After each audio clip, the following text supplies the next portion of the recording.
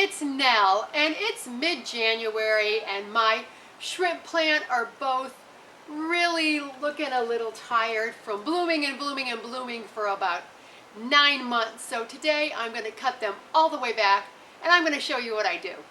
And you can see here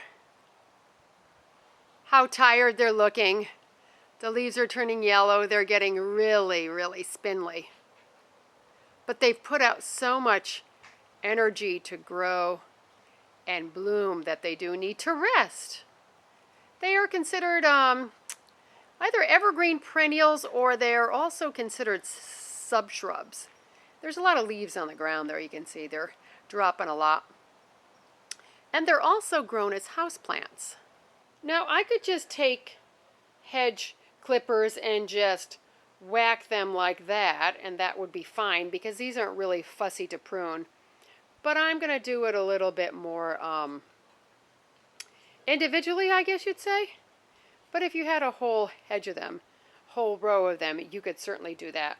And they need to rest because they bloom so much. It takes a lot of energy.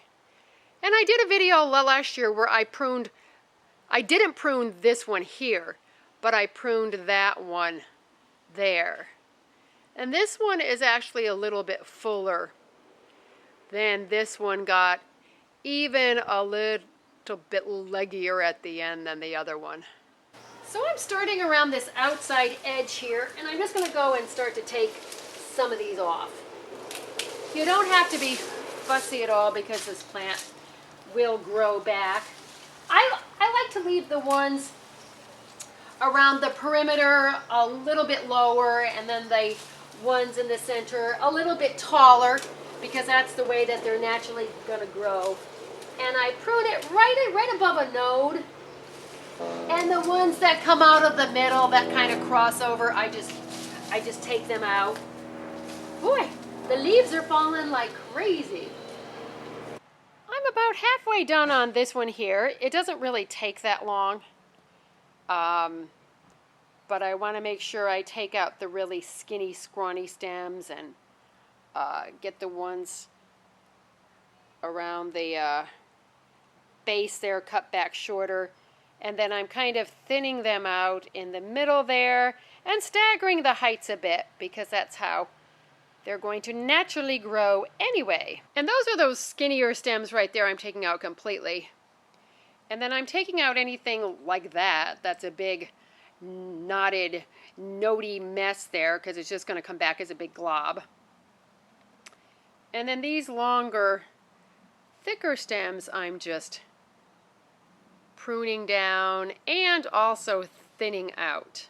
So here are the nodes, that sort of swollen part, and there's new growth appearing just either at the node or just above the node, so that's where it will come out of. Okay, so there's that first one pruned back. And these bloom heaviest here in Santa Barbara, May through the beginning of December. And then after the 1st of December, they really start to look a little peaked. The flowers are smaller. And as soon as the days warm up and the days get longer, that new growth will be coming out like crazy. And they get about 4 feet tall or so. It's about 6 or 7 weeks later since I filmed the first part of this video. I forget exactly when I filmed it, but now it is February 22nd, and it's gorgeous. The days are getting warmer.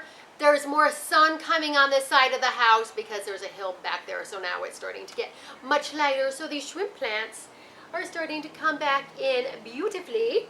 And this alyssum here, by the way, just seeds itself every year, and there's a lot more of it coming in too.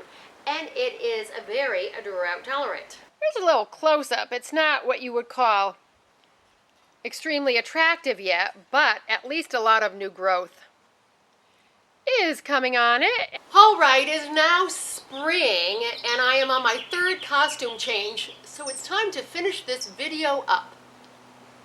And it's sort of serendipitous that it's taken this long, because it is now April 19th, I think. And you can see how they are coming back, just as I said they would in April, and there's actually a few blooms on them. And the new growth is looking nice and fresh and green. Oh, this jazzy little shiny shrub here, in case you're wondering what it is Caprasma Tequila Sunrise.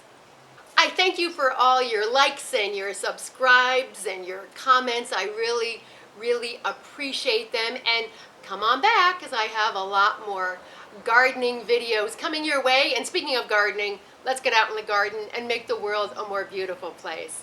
As always, I thank you so much for watching. Bye.